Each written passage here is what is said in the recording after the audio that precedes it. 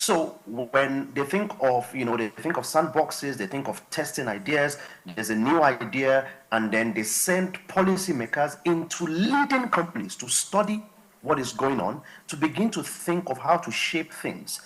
And when they talk about regulation, they think of creating standards. Countries that are not too smart, what they do is they put policy ahead of innovation. So when they hear there is something like, oh, voice over IP, they think immediately of what laws do we need to put in place. Correct. When they think of AI, they think what laws do we need to put in place. Instead of, first of all, settling down, or as we say here, calming down to understand exactly what is going on, so that you can then shape and define what policies can enable this innovation. And I think a few things come to mind for me. And I think the first lesson for African countries, and we've been having this conversation since I was working with the ECA on the African Information Society Initiative as far back as 2004, 2005, is that number one, government must get out of the way of innovation. If you see something new happening in, let me give you a very practical example. Many years ago, I was using Skype in Addis Ababa in Ethiopia at the airport, and I almost got arrested. Around the same time, across the African continent, voice over IP was seen as a threat to telecommunication services, because people were saying, oh, we have just liberalized telecommunications, and so let them make money before you start building services on top of them that would not allow them make money, because Skype, once you pay for internet, the rest is free, right? But the challenge is that countries that were smart were basically doing two things at the same time. Number one, they were studying VoIP, or voice over IP, to understand how this could help them improve their universal services obligations. And at the same time, they were talking to companies and saying, listen, instead of us killing this new innovative idea, get them on board. And that's why some telecom companies literally acquired ISPs or acquired this, smaller companies that were building, rollout of such services. Of course, we know that's one of the basic reasons why Microsoft is, decided to start talking to Skype. Because when you see a new trend, you either jump on it or you crush it. And in government's case, you cannot crush it, because if you crush it, what you're then doing is you're killing not just revenue opportunities, but you're killing the next phase. The first revolution paves way for the second, for the third. And now we talk about the fourth industrial revolution, because there's an assumption that there's already electricity, there's good internet, there is information, there is data. If these things don't exist, then you will have a shaky fourth revolution. So the first important thing is for governments to stay out of the way. The second important thing is to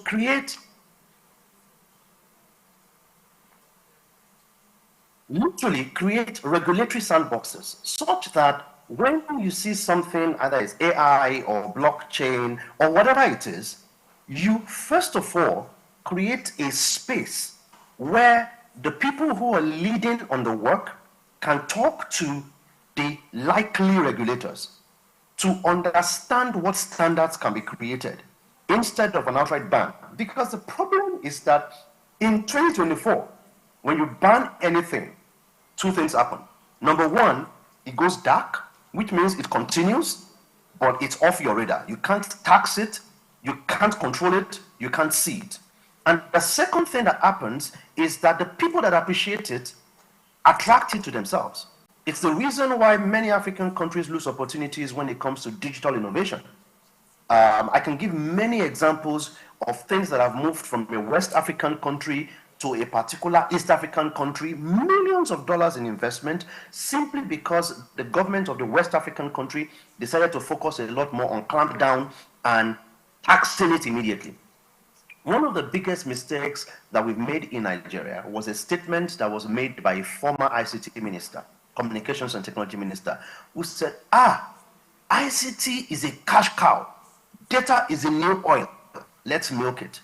And because of that, government began to look for every opportunity to milk every innovation. But don't forget, innovation is almost always about research, trials, failure, and success is not guaranteed. Yeah. So it is absolutely important that we move away from this attitude of putting policy ahead of innovation, which basically means controls, and move towards making sure that policy understands innovation before it prescribes anything for it. And second, which is even as important, is the fact that regulation can never, must never be about control. Because we have a military past, many African countries are too used to the idea of command and control. By the way, in my country, young people do not make money from IT. They just use it to attack government. And he then looked at me and said, by the way, young man, why are there no Bill Gates and rich people and millionaires and billionaires in Africa? Tell me, you always talk about IT, but there are no billionaires to show. And then, of course, because an elderly person, I allowed him. I mean, it's late now. And that may give you a few ideas about who this was. And then he turned, and I picked the mic and answered and said, well, sir, the reason why that, but everybody knew I was saying the truth. Because this is a gentleman who was one of literally the liberators of his country, but eventually became a dictator. And when anyone was innovating and doing anything that was tech related, the suspicion was, they could use this to remove me from power. And so they clamped down. So we need to move very quickly away from big men and big women towards big institutions. And there's no way to have big institutions apart from creating standards that can help people thrive instead of clamping down on them all the time in the name of regulation. Yeah. No, thanks a lot, Gbenga. Very, very important. I think one of the salient points I took out again is the fact that technology would always go faster than policy, but we shouldn't, again, use policy to be a gate in, moving technology forward. So I'll probably take one more question from you. All right. Thanks a lot, Nkem. Sure. So I just want to build off the last question that you responded to. I had a few things that are of interest to me, not just in terms of tech innovation, but also in terms of public-private partnerships. Yeah. And I'm just curious to know if you know a few examples of public-private partnerships in tech innovation in Africa, and how, and if there are those that are not yet there, how do you think that we can scale them for impact? Okay, thanks. So I think a public-private partnership that quickly comes to, wouldn't bore you talking about that, but sometimes the lesson I move up and down today, and they have massive buildings all around. And I don't know if any of you have noticed, you have a delivery man or you have your Uber rider, he gives you his account number, the first thing he tells you is OPay or Money Point, right? So you basically now begin to see that the future of these industries is basically technology. So you're not somewhere in the code, but I hope that open I think that would help grow and impact everybody who have one need. Does that answer your question? You are muted. Okay, can we maybe have one or two people in the audience who may want to ask myself or Gbenga a question? I have a hand. Can somebody probably share your microphone? The gentleman in the brown jacket, I think.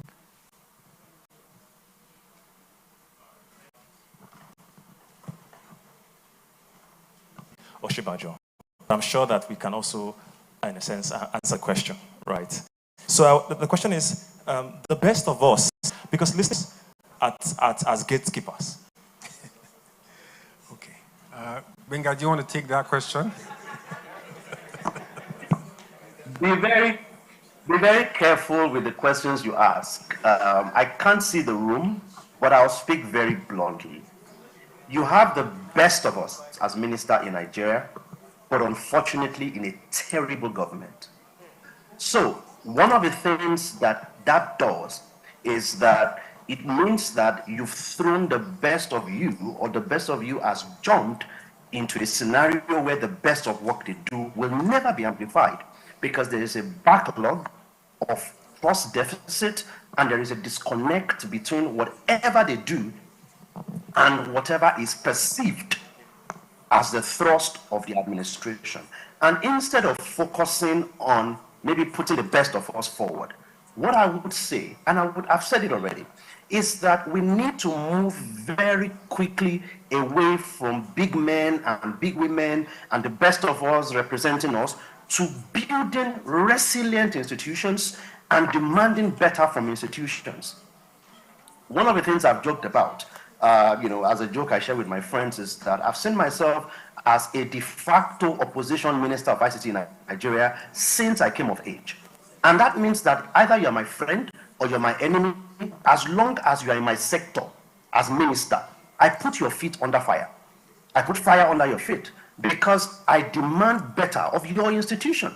It doesn't matter if you're my friend or you're someone I know or if you are doing the best you can do, but as citizens, we must demand better of institutions. Because if you don't demand better of institutions, it means that we will then say, okay, this person tried, this person didn't try. I don't like Pantami, I like Bosun. No, that's not the way to go. The way to go is to make the same demands of institutions regardless of who is heading the institution. And to make those demands, it means you have to be aware of what's going on. If there is a new law, there's a new proposed law now on AI in Nigeria called NAIRA. The acronym is NAIRA. You have to find out what these proposals are, study them, and give feedback. And I know people will say, well, we give feedback and there's no response. But that feedback you give is proof on the day that you will take people up and say, listen, we gave you feedback, you didn't use it, and now you're saying we didn't contribute. So let me share, 3 quick things and in response to that question. Number one is that the concept of putting forward the best of us and having the worst of us as gatekeepers is the limitation of big menism and big womanism. We need to move away from that towards institutions. And the advantage of institutions is that institutions, as I say, soldier goes, soldier come, barrack remains. The barrack is the institution. When we build stronger institutions, even weak leaders in strong institutions will provide better opportunities than strong leaders in weak institutions. So the paradigm needs to change. The second is our mode of engagement. Yes, I know we typically defer to authority as Africans, and I see this happening everywhere. I'm in DRC today, and I can see people, someone is late for a meeting, and all of you are standing up and jumping up, and I'm staying seated, and I'm asking the politician a question: why are you keeping my time? Why are you wasting my time? I came all the way from Lagos. You can't keep me waiting.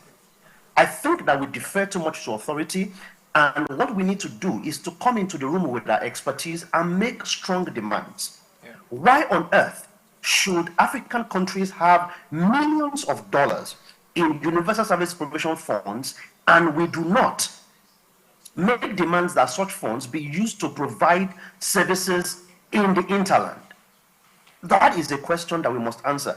And I think the third point for me, which is very straightforward, is that we must connect all our efforts. And this is where it gets difficult. You will be critical of institutions that don't perform, but at the same time, we must work with them. We must bring our expertise to the table. I'll give you very personal and practical examples. When Nigeria was going to get a broadband plan, the government that needed it wasn't the best government for me to have any relationship with. I wasn't interested. In fact, the more they failed, the more I said, well, see your problem. But again, don't forget, I'm a Nigerian citizen. I have only one passport. It means that if they continue failing, it affects me, it affects my children, it affects my wife. So when the Nigeria needed that, I offered my services, thanks to, Ernestine Dukwe, who eventually, faced all the political battles on my behalf. I then decided, you know what, I am going to put my expertise on the table. I know that you will play politics with it, but Nigeria today has a broadband plan that has even been revised because a group of people decided to bring their expertise into the room. Don't forget, all the 3 things I mentioned play a part. Number 1 is that institutions must become stronger. Number 2 is that individuals must make better demand. And number 3 is that people like Nkem and others in the room, and myself, of course, inclusive, we must put our expertise at the disposal of strong institutions or willing institutions, so that when they need help in areas that we know about, we can jump in. In many cases, I mean, for my own sake, because of the nature of the work I do and because activism is part of what I do, I usually and typically will say to, I'm doing some work on data protection in Nigeria right now and I can't be paid for it. Rather, I will put my own money on the table. So it means I may say, you know what, for a fact, do not pay for my participation, but I must bring my expertise in the room and we need to work together. So I know it was a simple question you asked that I may have complicated, but I think it's really important that we don't expect that when the best of us are put forward, that the worst of us will not get keep if we keep focusing on big manism and big womanism or token opportunity. This president has a deficit of legitimacy and then looks into your sector and says, okay, give me this one. Like you're picking meat in the pot. Give me this one. Let him come and edit this government agency so that I can follow some legitimacy. We need to move away from that to stronger institutions. We need to demand better. And of course, at the same time, our expertise remain on the table for the good of country. Thanks, Gbenga. I'm sure he answered your question. I don't have anything to add. Who has the microphone? There's one question here. We have only time for one more question. You guys have a packed schedule. Yes, please. Yeah, thank you. My name is Tunji Lardner. My question is trying to bridge a couple of the statements. A couple of the statements raised by this gentleman. And, it's very clear to me. We've seized agency collectively. It's always trying to outsource the solution to our own problems, right? So it's a psychological thing. Earlier on today, I said, our problem is not technology per se, it is psychology, it's the mindset. Okay, so the question now becomes in terms of moving from the typical, what is the problem with Nigeria? Why is the problem with Nigeria? To how can we solve it? Requires what Gbenga is talking about. Some kind of, a different kind of compact between the private sector, the public sector, the civil sector. Indeed, it's almost like going back to the basics, right? It's like a refounding of Nigeria. Yeah. So the question now becomes, how can we harness the intellectual capital and vast financial capital of the private sector, right, with the social capital of the civil society to actually begin to create this new Nigeria? Correct. And I don't know, I mean, I threw the gauntlet to my fellow activist a while ago about creating a new ecosystem of support. And I can see Gbenga laughing. The challenge then, again, to retrace from my own presentation earlier is, how do we hack the operating system of Nigeria? Thank you. Yeah. Thank you very much. It's a very large question. We don't have so much time, but I would say that we've actually started doing it by being here today, by talking. And the more we talk, the more we engage, the more we know ourselves, a new initiative or two, hopefully, we'll grow out of this. The more we talk, people also begin to learn. For example, we see the challenges that we have in the financial sector. I had somebody day before yesterday who, I saw a wad of cash, in his house, which is probably about maybe 400, 500,000. And his driver brought it in. And I was like, why do you have all this money? And he was like, that Christmas is here, and all these banks are always failing. And so he doesn't want any issues because he's been through stuff. So we see these problems. And sometimes you ask yourself, when you talk about innovation and technology, how come, you don't have a bank, for example, that has said we're opening this technology hub. Not we're opening technology hub for opening technology hub's sake, but we're opening it because we want to solve a problem. Right? Our systems are broken. Is the problem between the bank and NIBS or whatever it is? But what's the problem? It needs to be solved. It can be solved, right? I think maybe like 2 or 3 months prior, there was a bank that did their half-year, earnings.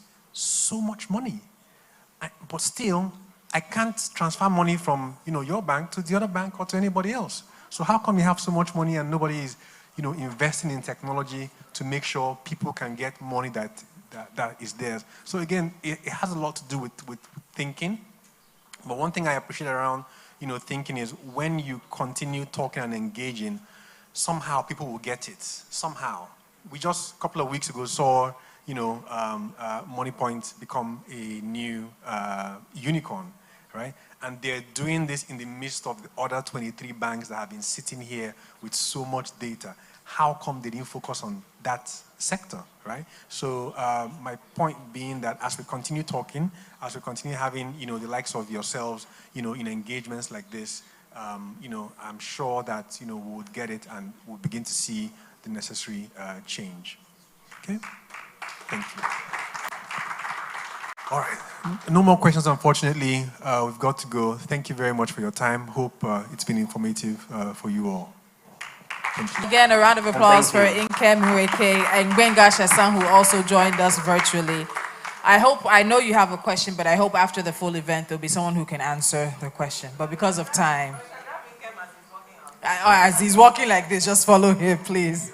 All right, so as we keep things going, we do have the content creators competition in partnership with TASC coming up, but that will be after Okoyemi Adamalekun, the executive director of Enough is Enough Nigeria, gives us her closing remarks. Please come on stage and do that. This is finding a way to bring Gbenga Shesan into the event as we take final pictures. So they want to make sure that he's included in this picture.